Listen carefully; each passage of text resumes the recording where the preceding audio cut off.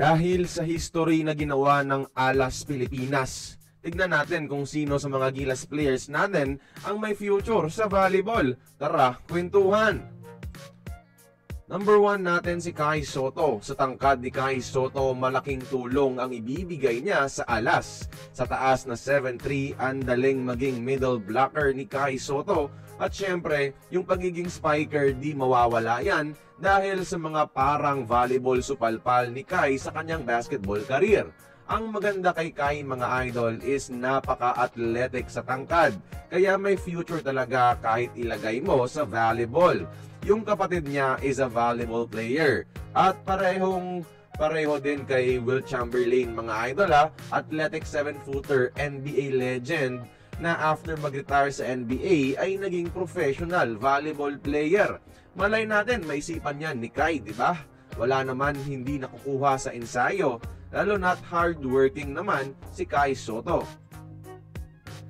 Number 2 ay si Troy Rosario. Troy Rosario is a volleyball player first before becoming a PBA player. At around 6'7", mas matangkad ng 2 inches si Troy kay Brian Bagunas. At halos magkasing taas lang din sila ng vertical. Naging useful pa nga sa Gilas ang volleyball background ni Troy Rosario sa mga putback versus France noon mga idol. Number 3 ay si Kiefer Ravena.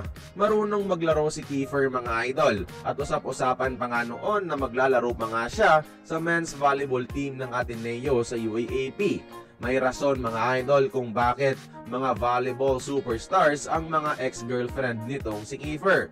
Isa sa mga guards na kayang dumakdak sa Pilipinas mga idol, kaya ang athleticism, no question. Pero yung edge na talaga dito ay yung kanyang magiging volleyball IQ from his intelligence of being a point guard mga idol.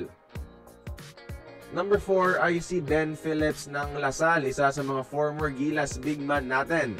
Standing at 6'5", mahilig na talaga maglaro ng volleyball itong si Big Ben mga idol. At naglaro pa nga talaga mismo sa UAAP team ng Lasal kung saan desente ang pinakita niya noon mga idol. Buti pa si Big Ben nakapaglaro sa UAAP volleyball, si Kiefer usap-usapan lang.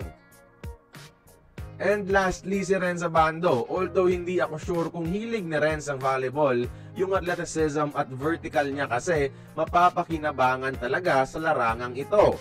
Ang taas ng talon ni Renz mga idol, imagine kung gaano kataas at powerful yung mga palo niya.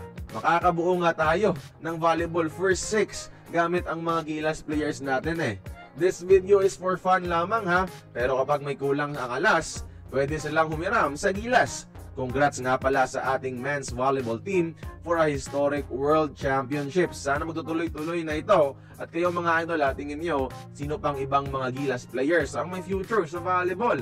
Join the conversation, mag-comment lamang sa ibaba.